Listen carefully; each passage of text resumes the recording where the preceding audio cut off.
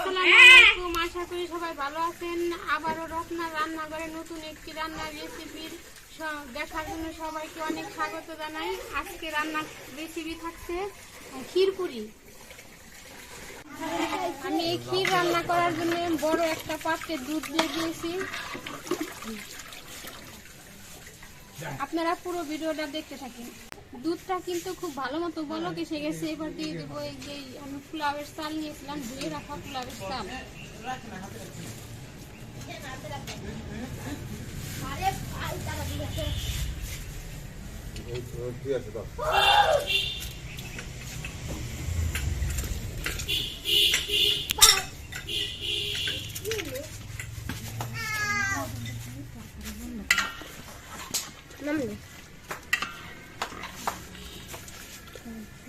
এবার দিয়ে দিব গরম মশলা, তেজপাতা।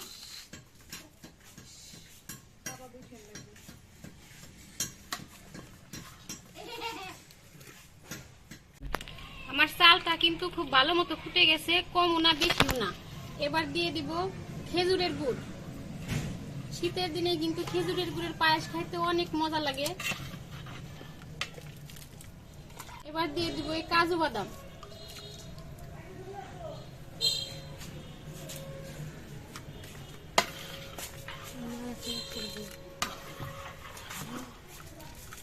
দিয়ে দিব পরিমাণ মতো একটু লবণ।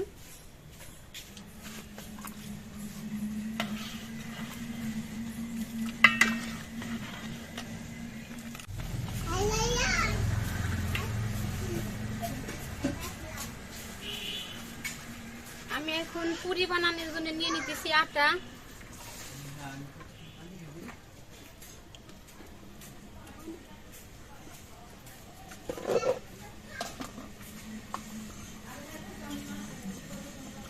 দিব একটু লবণ আর দিব তেল। এবারে লবণ, আটা আর তেল একসাথে ভালো করে মিশিয়ে নেব।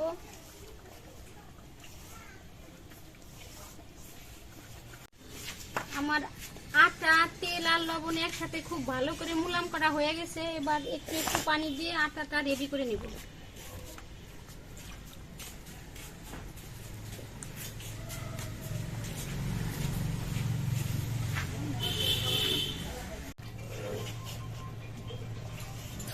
আর আটাটা কিন্তু রেডি হয়ে গেছে, খুব ভালো করে মাখিয়ে নিছি। এবার কিছুক্ষণ ঢেকে রেখে দেব। এদিকে আমার এই ক্ষীরটাও রেডি হয়ে গেছে, এবার নামিয়ে নেব।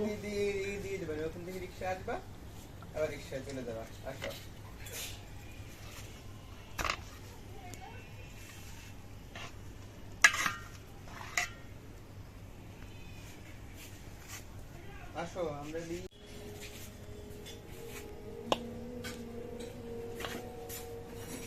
কি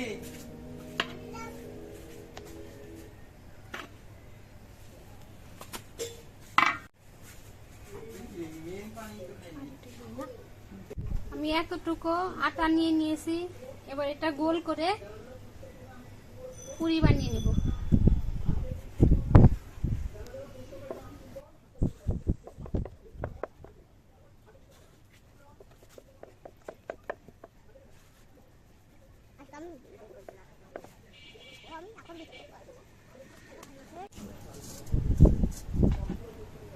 কড়াইতে দিয়ে দেবো তেল।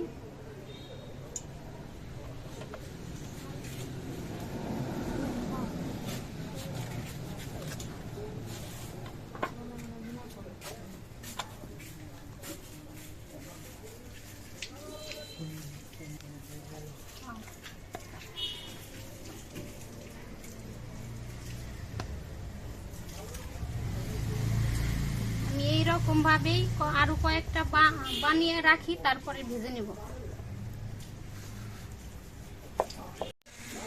আমি এইরকম ভাবে বড় করে একটা রুটি বেলে নিছি, তারপর এই গ্লাসের সাহায্যে আমি এইভাবে কেটে নেব।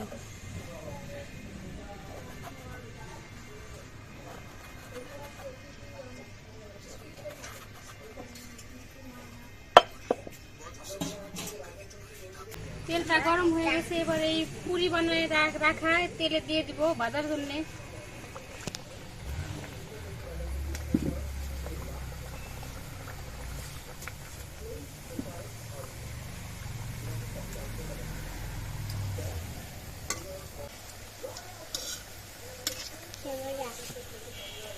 সবগুলো দেখেন কি সুন্দর ফুলে গেছে।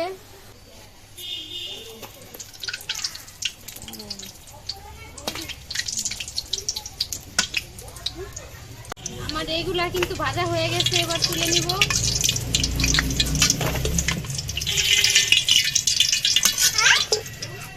এবার একটু বড় বড় করে বানিয়ে রাখছিলাম, সেইগুলা ভেজে নিব।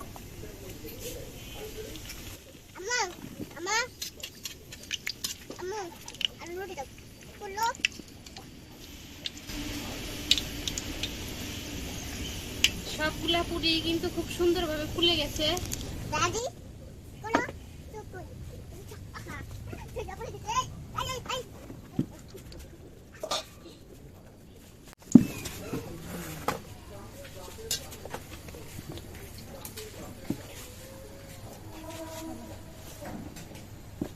এটাও ভাজা হয়ে গেছে, তুলে নিব। আমি এরকম ভাবে সবগুলি পুরি ভেজে নেব। এই যে আমার পুরি বানানো হয়ে গেছে। এবার আপনাদের এই ক্ষীর আর পুরি একসাথে দেখাই দিতেছি। এই যে ক্ষীর আর পুরি একেবারে রেডি হয়ে গেছে। খেজুরের গুড়ের ক্ষীর কিন্তু শীতের দিনে খেতে বেশি ভালো লাগে। তো আমি আপনাদের এই ক্ষীর আর পুরি বানায় দেখাইছি। এই ক্ষীর আর পুরি যদি আপনাদের ভালো লেগে থাকে কমেন্টে অবশ্যই জানাবেন। আর যারা এখন ইউটিউব চ্যানেলটি সাবস্ক্রাইব করেন নাই, খুব তাড়াতাড়ি সাবস্ক্রাইব করে নেবেন। আজকের ভিডিও এ পর্যন্তই, দেখা হবে পরবর্তী ভিডিওতে। ততদিন আপনারা সুস্থ থাকবেন, ভালো থাকবেন। আল্লাহ হাফেজ।